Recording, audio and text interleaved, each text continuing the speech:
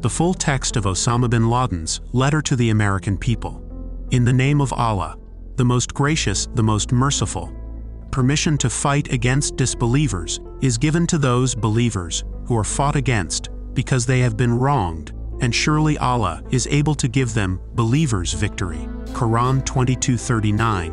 Those who believe fight in the cause of Allah, and those who disbelieve fight in the cause of Taghut, anything worshipped other than Allah. So fight you against the friends of Satan. Ever feeble is indeed the plot of Satan. Quran 4:76. Some American writers have published articles under the title, "On What Basis Are We Fighting?" These articles have generated a number of responses, some of which adhered to the truth and were based on Islamic law, and others which have not. Here we wanted to outline the truth as an explanation and warning, hoping for Allah's reward, seeking success and support from Him. While seeking Allah's help, we form our reply based on two questions directed at the Americans. Why are we fighting and opposing you? What are we calling you to? And what do we want from you? As for the first question, why are we fighting and opposing you? The answer is very simple. Because you attacked us and continue to attack us. You attacked us in Palestine. Palestine, which has sunk under military occupation for more than 80 years. The British handed over Palestine with your help and your support to the Jews, who have occupied it for more than 50 years. Years overflowing with oppression, tyranny, crimes, killing, expulsion, destruction, and devastation. The creation and continuation of Israel is one of the greatest crimes, and you are the leaders of its criminals. And of course, there is no need to explain and prove the degree of American support for Israel. The creation of Israel is a crime which must be erased.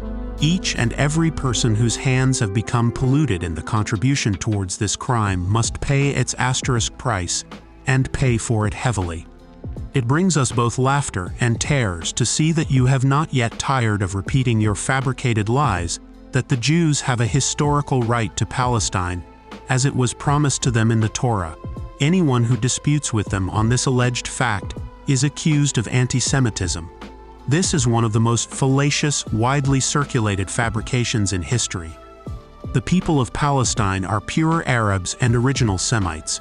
It is the Muslims who are the inheritors of Moses, peace be upon him, and the inheritors of the real Torah that has not been changed. Muslims believe in all of the prophets, including Abraham, Moses, Jesus, and Muhammad. Peace and blessings of Allah be upon them all. If the followers of Moses have been promised a right to Palestine in the Torah, then the Muslims are the most worthy nation of this. When the Muslims conquered Palestine and drove out the Romans, Palestine and Jerusalem returned to Islam, the religion of all the prophets, peace be upon them. Therefore, the call to a historical right to Palestine cannot be raised against the Islamic Ummah that believes in all the prophets of Allah, peace and blessings be upon them, and we make no distinction between them. The blood pouring out of Palestine must be equally revenged. You must know that the Palestinians do not cry alone. Their women are not widowed alone. Their sons are not orphaned alone. You attacked us in Somalia. You supported the Russian atrocities against us in Chechnya, the Indian oppression against us in Kashmir, and the Jewish aggression against us in Lebanon. Under your supervision, consent, and orders, the governments of our countries which act as your agents attack us on a daily basis. These governments prevent our people from establishing the Islamic Sharia, using violence and lies to do so. These governments give us a taste of humiliation and places us in a large prison of fear and subdual.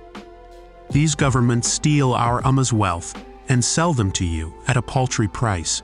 These governments have surrendered to the Jews and handed them most of Palestine, acknowledging the existence of their state over the dismembered limbs of their own people. The removal of these governments is an obligation upon us, and a necessary step to free the Ummah, to make the Sharia the supreme law, and to regain Palestine. And our fight against these governments is not separate from our fight against you. You steal our wealth and oil at paltry prices because of your international influence and military threats. This theft is indeed the biggest theft ever witnessed by mankind in the history of the world. Your forces occupy our countries, you spread your military bases throughout them, you corrupt our lands, and you besiege our sanctities to protect the security of the Jews and to ensure the continuity of your pillage of our treasures. You have starved the Muslims of Iraq, where children die every day. It is a wonder that more than 1.5 million Iraqi children have died as a result of your sanctions, and you did not show concern. Yet when 3,000 of your people died, the entire world rises and has not yet sat down. You have supported the Jews in their idea that Jerusalem is their eternal capital, and agreed to move your embassy there. With your help and under your protection, the Israelis are planning to destroy the Al-Aqsa mosque. Under the protection of your weapons, Sharon entered the Al-Aqsa mosque to pollute it as a preparation to capture and destroy it. These tragedies and calamities are only a few examples of your oppression and aggression against us. It is commanded by our religion and intellect that the oppressed have a right to return the aggression. Do not await anything from us but jihad, resistance, and revenge. Is it in any way rational to expect that after America has attacked us for more than half a century, that we will then leave her to live in security and peace? You may then dispute that all the above does not justify aggression against civilians for crimes they did not commit and offenses in which they did not partake. This argument contradicts your continuous repetition that America is the land of freedom and its leaders in this world. Therefore, the American people are the ones who choose their government by way of their own free will, a choice which stems from their agreement to its policies. Thus, the American people have chosen, consented to, and affirmed their support for the Israeli oppression of the Palestinians, the occupation and usurpation of their land, and its continuous killing, torture, punishment, and expulsion of the Palestinians. The American people have the ability and choice to refuse the policies of their government and even to change it if they want. The American people are the ones who pay the taxes which fund the planes that bomb us in Afghanistan, the tanks that strike and destroy our homes in Palestine, the armies which occupy our lands in the Arabian Gulf, and the fleets which ensure the blockade of Iraq. These tax dollars are given to Israel for it to continue to attack us and penetrate our lands. So the American people are the ones who fund the attacks against us, and they are the ones who oversee the expenditure of these monies in the way they wish through their elected candidates. Also, the American army is part of the American people. It is this very same people who are shamelessly helping the Jews fight against us. The American people are the ones who employ both their men and their women in the American forces which attack us. This is why the American people cannot be not innocent of all the crimes committed by the Americans and Jews against us. Allah, the Almighty, legislated the permission and the option to take revenge. Thus, if we are attacked, then we have the right to attack back. Whoever has destroyed our villages and towns, then we have the right to destroy their villages and towns. Whoever has stolen our wealth, then we have the right to destroy their economy. And whoever has killed our civilians, then we have the right to kill theirs. The American government and press still refuses to answer the question. Why did they attack us in New York and Washington? If Sharon is a man of peace in the eyes of Bush, then we are also men of peace. America does not understand the language of manners and principles, so we are addressing it using the language it understands. As for the second question that we want to answer, what are we calling you to, and what do we want from you? The first thing that we are calling you to is Islam, the religion of the unification of God, of freedom from associating partners with Him, and rejection of this, of complete love of Him, the Exalted, of complete submission to His laws, and of the discarding of all the opinions, orders, theories, and religions which contradict with the religion He sent down to His Prophet Muhammad, peace be upon him. Islam is the religion of all the prophets and makes no distinction between them, peace be upon them all. It is to this religion that we call you, the seal of all the previous religions, It is the religion of unification of God, sincerity, the best of manners, righteousness, mercy, honor, purity, and piety. It is the religion of showing kindness to others, establishing justice between them, granting them their rights, and defending the oppressed and the persecuted. It is the religion of enjoining the good and forbidding the evil with the hand, tongue, and heart. It is the religion of jihad in the way of Allah, so that Allah's word and religion reign supreme. And it is the religion of unity and agreement on the obedience to Allah, and total equality between all people, without regarding their color, sex, or language. It is the religion whose book, the Quran, will remain preserved and unchanged after the other divine books and messages have been changed. The Quran is the miracle until the day of judgment. Allah has challenged anyone to bring a book like the Quran, or even 10 verses like it. The second thing we call you to is to stop your oppression, lies, immorality, and debauchery that has spread among you.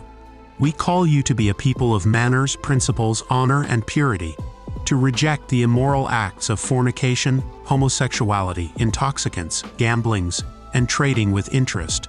We call you to all of this, that you may be freed from that which you have become caught up in, that you may be freed from the deceptive lies that you are a great nation, that your leaders spread amongst you, to conceal from you the despicable state to which you have reached. It is saddening to tell you that you are the worst civilization witnessed by the history of mankind. You are the nation who, rather than ruling by the Sharia of Allah in its constitution and laws, choose to invent your own laws as you will and desire. You separate religion from your policies, contradicting the pure nature which affirms absolute authority to the Lord and your Creator. You flee from the embarrassing question posed to you: how is it possible for Allah the Almighty to create His creation, grant them power over all the creatures and land, grant them all the amenities of life, and then deny them that which they are most in need of, knowledge of the laws which govern their lives? You are the nation that permits usury, which has been forbidden by all the religions, yet you build your economy and investments on usury. As a result of this, in all its different forms and guises, the Jews have taken control of your economy, through which they have then taken control of your media, and now control all aspects of your life, making you their servants, and achieving their aims at your expense. Precisely what Benjamin Franklin warned you against. You are a nation that permits the production, trading, and usage of intoxicants. You also permit drugs, and only forbid the trade of them, even though your nation is the largest consumer of them. You are a nation that permits acts of immorality, and you consider them to be pillars of personal freedom. You have continued to sink down this abyss from level to level until incest has spread amongst you, in the face of which neither your sense of honor nor your laws object. Who can forget your President Clinton's immoral acts committed in the official Oval Office? After that, you did not even bring him to account, other than that he made a mistake, after which everything passed with no punishment. Is there a worse kind of event for which your name will go down in history and remembered by nations? You are a nation that permits gambling in its all forms. The companies practice this as well, resulting in the investments becoming active and the criminals becoming rich. You are a nation that exploits women like consumer products or advertising tools, calling upon customers to purchase them. You use women to serve passengers, visitors, and strangers to increase your profit margins.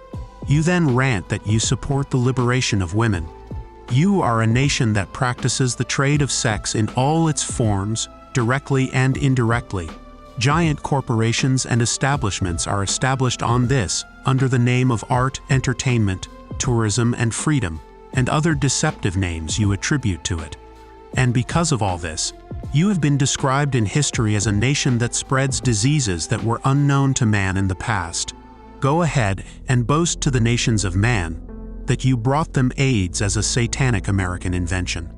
You have destroyed nature with your industrial waste and gases, more than any other nation in history. Despite this, you refuse to sign the Kyoto Agreement so that you can secure the profit of your greedy companies and industries. Your law is the law of the rich and wealthy people who hold sway in their political parties and fund their election campaigns with their gifts. Behind them stand the Jews who control your policies, media, and economy. That which you are singled out for in the history of mankind is that you have used your force to destroy mankind more than any other nation in history, not to defend principles and values, but to hasten to secure your interests and profits. You who dropped a nuclear bomb on Japan, even though Japan was ready to negotiate an end to the war. How many acts of oppression, tyranny, and injustice have you carried out, O callers to freedom? Let us not forget one of your major characteristics, your duality in both manners and values, your hypocrisy in manners and principles. All manners, principles, and values have two scales, one for you and one for the others. The freedom and democracy that you call to is for yourselves and for white race only. As for the rest of the world, you impose upon them your monstrous, destructive policies and governments, which you call the American friends. Yet you prevent them from establishing democracies. When the Islamic Party in Algeria wanted to practice democracy, and they won the election, you unleashed your agents in the Algerian army onto them, and to attack them with tanks and guns, to imprison them and torture them.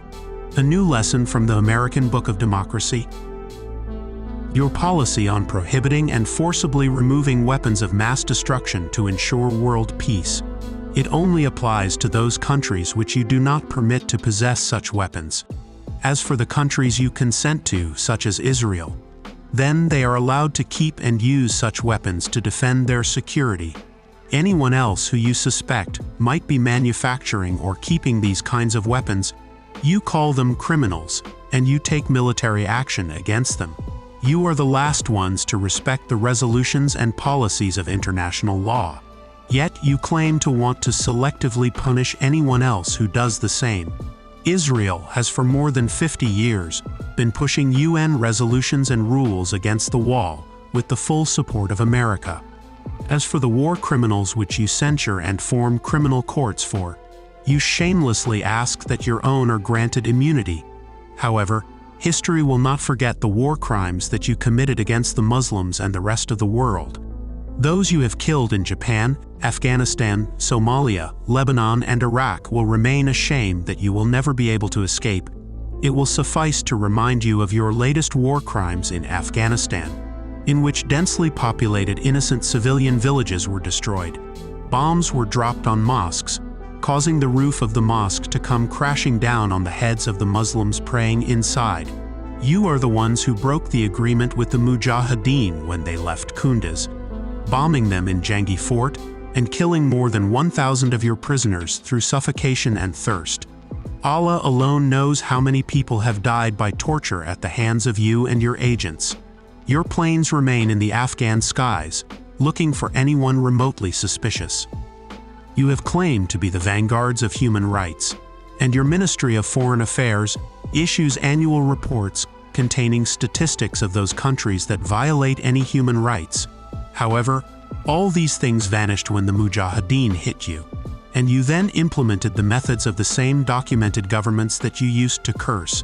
In America, you captured thousands the Muslims and Arabs, took them into custody with neither reason, court trial, nor even disclosing their names. You issued newer, harsher laws. What happens in Guantanamo is a historical embarrassment to America and its values, and it screams into your faces, you hypocrites. What is the value of your signature on any agreement or treaty?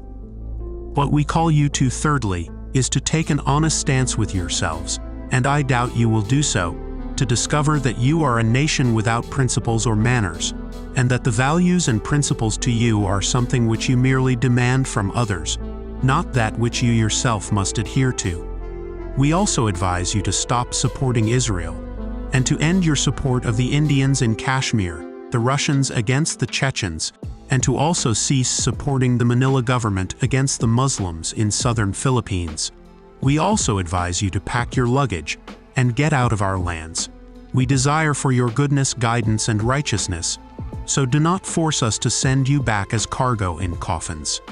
We call upon you to end your support of the corrupt leaders in our countries. Do not interfere in our politics and method of education. Leave us alone or else expect us in New York and Washington. We also call you to deal with us and interact with us on the basis of mutual interests and benefits, rather than the policies of subdual, theft and occupation, and not to continue your policy of supporting the Jews, because this will result in more disasters for you. If you fail to respond to all these conditions, then prepare for fight with the Islamic nation, the nation of monotheism, that puts complete trust on Allah and fears none other than Him, the Islamic nation that was able to dismiss and destroy the previous evil empires like yourself, the nation that rejects your attacks, wishes to remove your evils, and is prepared to fight you. You are well aware that the Islamic nation, from the very core of its soul, despises your haughtiness and arrogance. If the Americans refuse to listen to our advice and the goodness, guidance, and righteousness that we call them to, then be aware that you will lose this crusade Bush began, just like the other previous crusades in which you were humiliated by the hands of the Mujahideen, fleeing to your home in great silence and disgrace. If the Americans do not respond, then their fate will be that of the Soviets who fled from Afghanistan to deal with their military defeat, political breakup, ideological downfall, and economic bankruptcy. This is our message to the Americans as an answer to theirs. Do they now know why we fight them, and over which form of ignorance, by the permission of Allah, we shall be victorious?